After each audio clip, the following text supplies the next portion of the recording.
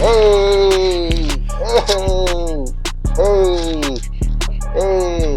First episode, y'all. First episode. We here, we back. Let's go. Woo. Hey, Let's get it. hey, hey, Hey, hey. Welcome, y'all. Welcome to the first episode of RNC, Cool and Hard Truths, where we talk about the raw, the uncut experience of the armed services. I'm Staff Sergeant Chester. And I'm Staff Sergeant Rocky Moore. This is not your traditional podcast where you get to hear those hardcore kicking in the doors, those 2001 stories where you hear your American snipers and all that. I jumped from a building to save a baby, and then I rolled through the fire. It's not none of those. We're not getting into those. We get into the experience of the traditional soldier, where you hear their experience being in, where you might get their deployment or you might just get their regular job in the service. Just like with us as guardsmen. Yeah. We got dual lives, so you get to hear more than just that. Hey, I deployed. Hey, I got 35 confirmed kills. Not to take away from those guys' accolades and any of that, but at the same time, you want to hear that background life. You want to hear that time where that Private Snuffy got in and may have experienced the hardship within the service, or just our experience, our vibe, and our real to you. Correct. So as a viewer, just listen in, tune in, chime in to these amazing experiences coming from us, some special guests that we're gonna have on at some point in time, and so on and so on. All right, with that being said, let's start with me. As y'all already said, I'm Staff Sergeant Chester. I've been in for 14 years. All right, with that being said, I know. I may or may not go for that 20. Oh my God. I may or may not go for that 20. Okay. The difference is, if I go for that 20, I get a retirement. If I don't, I still enjoy my 14 years and everything come to go. Wait a minute. 14 years. Thanks. Hey, so I'm seasoned at this point. So what got you even? First of all, let's start with the 14 years. I know, that's crazy. Oh my God. How'd you get there? What did you get to this? Get in the first place? First and foremost, I came in right after high school. I was 18 years old. I remember coming in on Halloween. And I remember saying, I swear to God, it's a true story. I graduated in June, and then I left to go to basic on Halloween. Okay. At that time, my boyfriend name was Ryan. He's my husband now. Woo! Shout out to that. Shout out to Ryan. Hubby. And I remember my dad was like, you got this. And it was something that my family supported me on doing from the very beginning. I come from a military background. Okay. My papa was in the Air Force for over 30 years. My uncle did 2 tours in Baghdad, Iraq. My dad was in the military. I'm the first female in my family that joined the military. Shout out to that. Yes. Females, where y'all at? Hey. So yeah, it's been a roller coaster, but ups and downs, just like any career job that you choose. Okay. The best part of it is making friends, and they become family. Okay. All right. At the end of the day, I made so many friends. Everyone is like family now. It's that sisterhood, that family. The worst part about it is the sacrifices that you have to make, leaving your significant others, leaving your family, your sisters, your brothers, your mom, your dad. Right. But it's a lot of benefits in this. So if anybody wants to join, I encourage you to join, because besides marrying my best friend, this was probably the second best decision I made in my life. Joining the military, it really shaped and changed my career. Well, you got the high story over here. I ain't gonna lie. 18. First of all, 18 is crazy. 18 is crazy. Like, bro, I wouldn't even. 18. I made a decision though, and I stuck with it. How you think that you was your mindset? I know. I mean, it's a while ago. We definitely.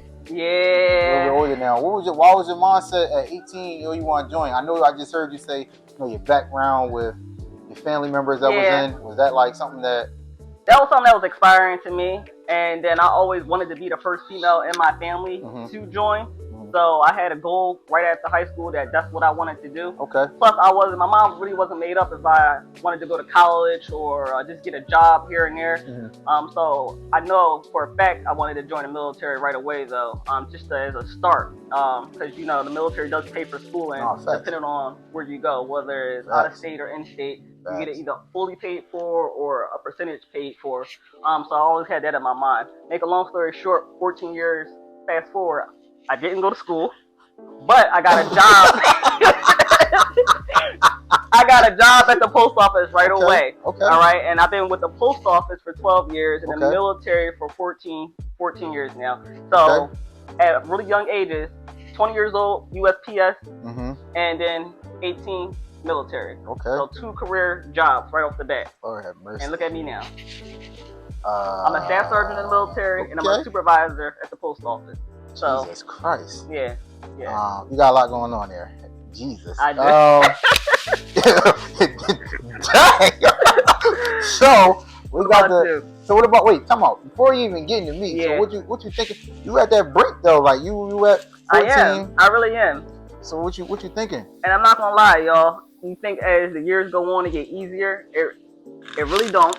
Not even. Now close. I'm at the point where I gotta make a tough decision. Yeah. If I want to stay in for 6 more years to get that retirement, Right. I'm at the point where now it's dragging a little bit facts. because the weekends that me having to go to drill always fall on something that I got something going on or something I want to do with my family or my husband or this, that, and the third. I don't know if I got 6 more years in me. We're just gonna keep pushing, and we'll see. Just a little bit backstory for my guys out there, my girls out there that's viewing and watching us. My name's Stasson Rocky Moore. Unlike my sister here, I got 9 years in as of July 7th of 2025. I had 9 years in. I just did re-sign for another 4. Woo! I'm not even gonna get into that's a whole nother topic. 4? Another 4. But just a little backstory. I didn't join when I was 18. Honestly, I wasn't even in the mindset of joining any service branch. That was the last thing on my mind. Unlike everybody else, you go through trials and tribulations. You go from one thing to another thing to another thing. I mean, I went from one career to another career. No, I ain't even gonna say career. I went from one job to another job to another job. And then I finally made my way to the post office as well. Just a coincidence. Didn't know her until later on, but wound up being a carrier for the Postal Service.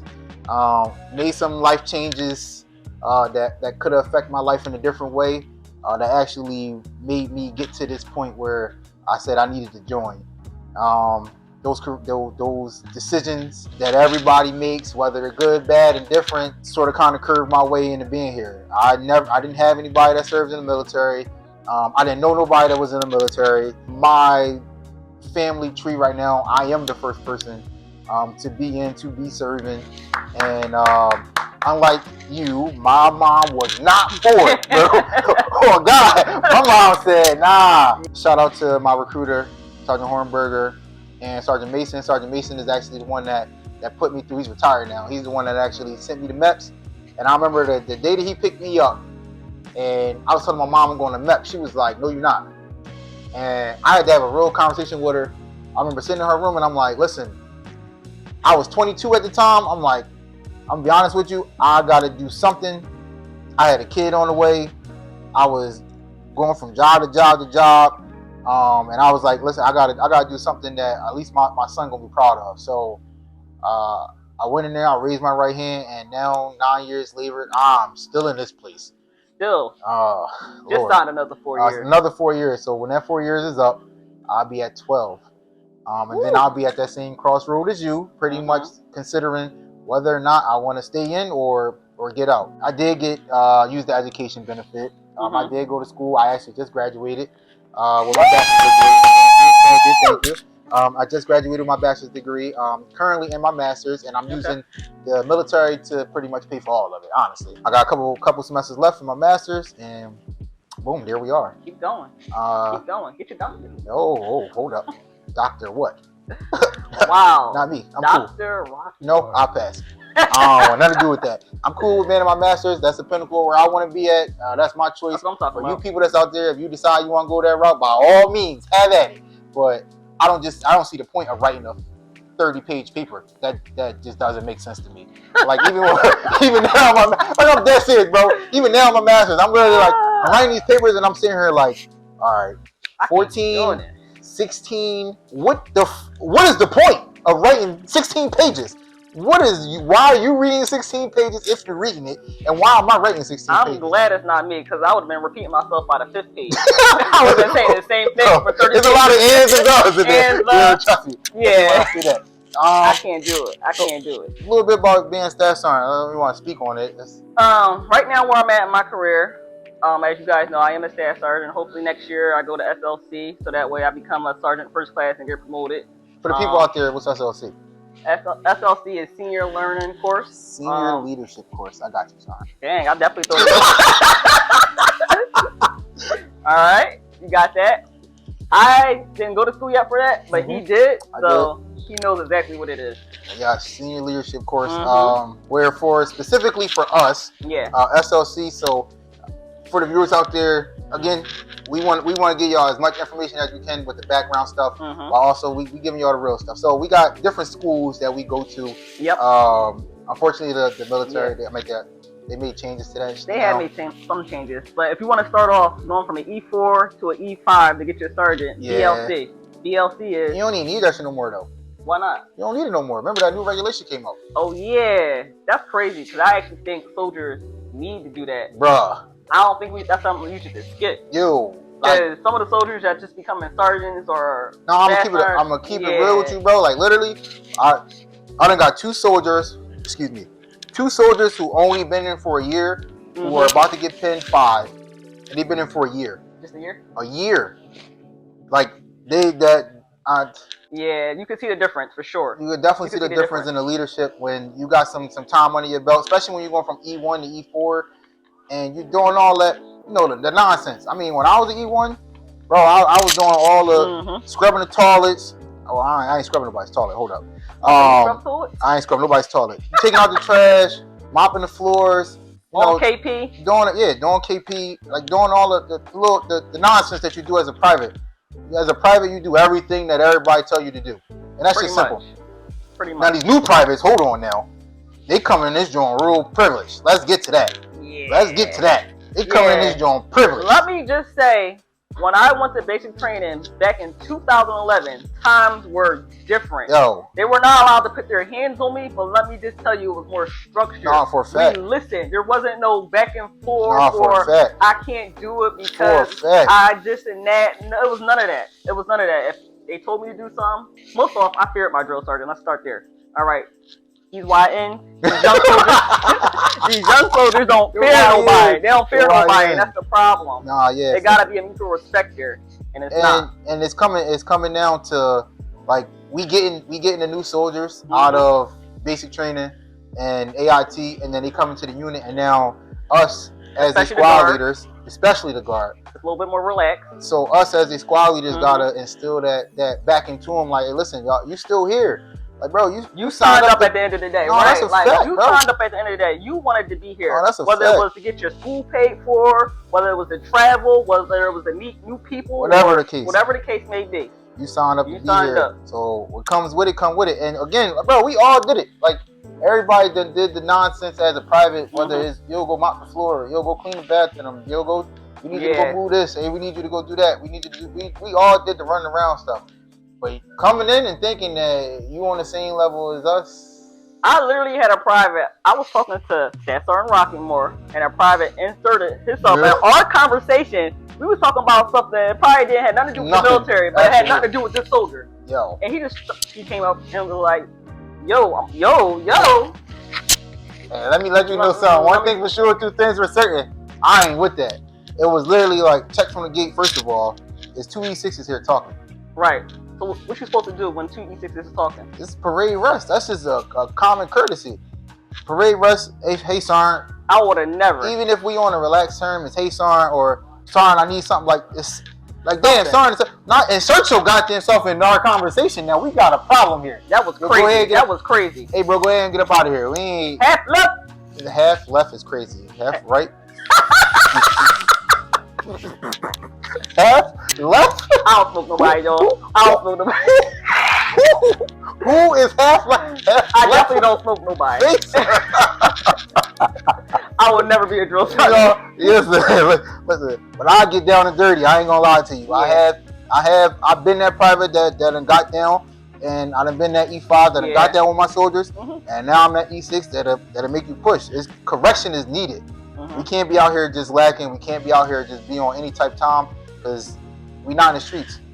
Definitely We in uniform for a reason. Mm-hmm.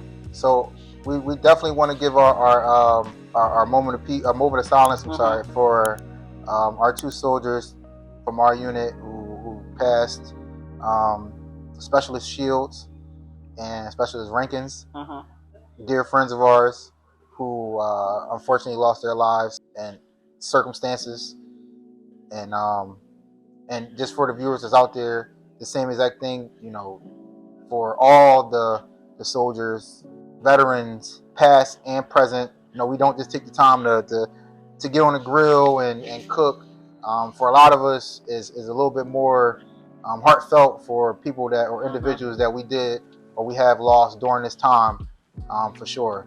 So we definitely want to send out, Happy Memorial Day to all our fellow soldiers out there. Y'all can drop a comment. So whoever y'all lost, write their names. We'll just have them on the silent. Correct. We don't ever want to forget those that aren't here with us no more. Yeah. Whether it's been from the line of duty or whether it's a natural thing. We want to show our respects to all our soldiers out there in this upcoming weekend, Memorial Day, and be proud to serve and be grateful that we was able to meet these people through this time and bleed and sweat and laugh and enjoy their presence in this uniform. We going to get into a little topic that we felt like I said, we raw, it's uncut about our Army experience, but we want to share this one experience. And by all means, either one of us is perfect. Nah, facts. We learn, we grow, but at the same time, we both are staff sergeants heading into deployment. All right, before we even get to the whole actual deployment, before soldiers deploy, they either go to Fort Hood. There's a couple of places, a few places. So we went to Fort Hood in Texas, and we had this one particular soldier that was under us. Before we even get to that part, when we was at 14-4 in at the Gap. Yeah. So my God, where this all started was, oh my goodness, they showed a video of. I told y'all we was 88 mics, right? So the transportation, usually they get targeted by like IEDs, right?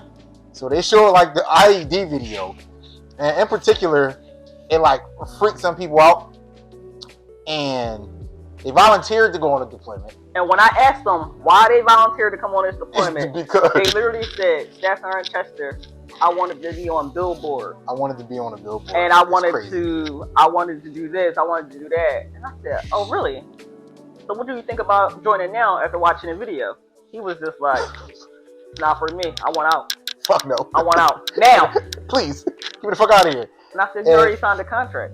So leading up to us before we left, like it was a lot going on that we both had to deal with. Yeah. Mind you, we was fresh in our roles as E6s. I was coming off of AGR, which is Active Guard Reserve for recruiting, just to come back for the mobilization, and you were just getting promoted, right? I had just got promoted. Yeah, so I didn't lead anybody outside of, team leader for E5 or whatever, but as E5 for us, we really didn't lead nobody either. So we were just coming into it, and what we had 16 people? We had 16 people. Just to let everybody know, he was the squad leader, I was the assistant squad leader. We had about 15 other soldiers under us, and yeah. Talk about the shit show of the Army in a nutshell. Bro, I swear to God, it's like they put like all the headaches together. I didn't want to say it that way. No, I'm gonna say it. I'm gonna be real. Listen, they said you got personality, you got an attitude. You going to Fort Squad. You don't listen too well. Fort Squad. You play too much. Fort Squad. So, we had everybody. Oh my goodness, we had our work cut out for us. No, for a fact, bro, we had our work cut out for us. It was this one soldier though, soldier that stood by himself, away from everybody. Let me just tell you, man, I don't even know where to begin with him. Yeah, I don't know where to begin either. It was a lot. It was a lot built up to get to before we got to Texas, and then when we got to Texas. And he wasn't even like in our unit. When we got to the Gap first. Yeah, yep. We got to the Gap first. He wanted to leave. Like he was like, I don't want to do this. He's already trying to get out. And he was like, I want to go. I don't want to do this. I said I didn't want to do this. Tried everything he possibly could to get out. And he had a couple run-ins. where Kobe wanted to throw hands in his term. Throw hands with a soldier is crazy. But let's get to the point on why they wanted to throw hands. They wanted to throw hands. And this is his terminology. They wanted to throw hands. So before we got to Texas, right? Again, a lot happened up to the build up for us to, because like right when before we leave to get there, we was in like this small like a little encampment. So everybody come together and have us all make sure nobody can leave from that point. So I think we initiated him going to go talk to the commander, right? Yeah, yep. It was the commander first. first. Commander first, yeah. We initiated him going to talk to the commander to see if we can get him out of there. Because prior to, he was on a downward spiral, right? Said some things that was very troubling. Very concerning, yep. Very, very, very concerning. And we were like, I don't think that he should go. Like, I think that we probably did our best to get him off the deployment. Very best, yeah. Like, trust me when I say that. We call everybody, platoon leader, platoon sergeant. You might need to talk to God at this point, because right. He probably the only person that can get you off this job. But we stayed back to talk to the chaplain while he went and talked to the commander. When he got done talking to our commander at the time, and then came back to talk to us. At some point, I don't know what occurred. We wasn't there. We was not there. But he came back and was like, "Because everybody wants to throw hands." It was like, what do you mean by somebody want to throw hands with you? He was trying to really like wear me up. Like, he wanted to throw hands. I'm like, throw hands? What? He wanted to fight you? And I lie to you not. The chaplain looked at us. We looked at the chaplain and said, I really don't know what you want me to say here. Yeah, like what? Like, what are we supposed to say? How do we move on from this? Like, what? Ultimately, what happened was his ass went. He went with us. Yeah. And then we got to Texas, and it got worse. It didn't get better. The shit got worse. I forgot why I even had to drive him to the hospital. But we had to drive him to the hospital, remember? Something happened where we had to drive him. I had to drive him to the hospital. Oh, yeah. I was sitting in the back with him, and someone else was driving us to the hospital. This kid. He looks at me. He looks at he looks at me. He looked outside. He looked at me. I said, "Dang, what's going on?" And he tried to open the door and make a run for it. Yo. Meanwhile, vehicle moving. First of all, stop. I had to grab him, pull him back in, and I said, "You know what?" At that point, I made my mind up that I didn't want to do this no more. I didn't want to do this no more. I didn't do this no more. I didn't want to be a squad leader. I didn't want to do this no more. Yo, this is not what I signed up for. And that's the one thing that nobody really tell you when you taking on these positions. Like, nobody say, "Yo, you gotta deal with Joe Smo problems at home. This person on they whatever. Right. This person, girlfriend or boyfriend just left them, and you gotta deal with that. This person crashed their car. Yep. This person in a financial trouble. This person, like, they don't tell you that, like, coming into these roles. They don't say none of that. They just say, you have been promoted to greater rank E6, and it's been trusted upon, the blah, blah, blah, blah. And we stood up there, and we happily took it. No, facts. But let me just say, it's not always easy. Nah, it's not easy at all. We grew from the experience, from learning from these soldiers who gave us a hard time to mold us into the leaders that we need to be. We got stories for days, y'all. No, literally, stories for days. And that's what we want y'all to be able to experience, that time where you can hear those moments. Yeah. Where we build up to it. Again, us as leaders, well, it don't happen overnight. Definitely don't happen overnight. I'm not gonna say I'm still learning, but there's still so much more for me to give just as a staff sergeant before I take that next step to sergeant first class. I'm glad you mentioned that, because I know that both of us are eligible to get promoted. We definitely eligible to get promoted to the next rank, sergeant first class. And just like you said, we definitely got a lot to learn. And for the people that's out there that's watching, whether in uniform, outside uniform, at some point trying to be in, you're going to be in, and you might get to this point. The one advice that I can give is, yo, grow with the rank.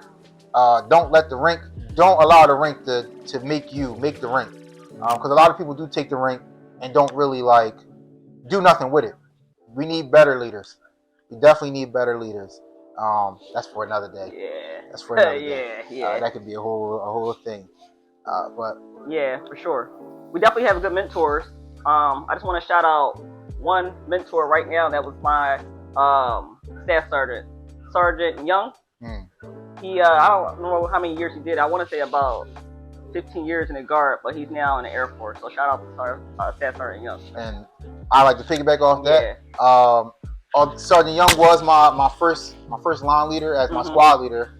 But I would actually like to shout out Sergeant Cooper, who if y'all get a chance to check him out, Chef Steak, definitely check him out on social media. He's a pronoun chef and can cook a variety of things. But outside of that, probably one of the best NCOs that I have came across with in my time.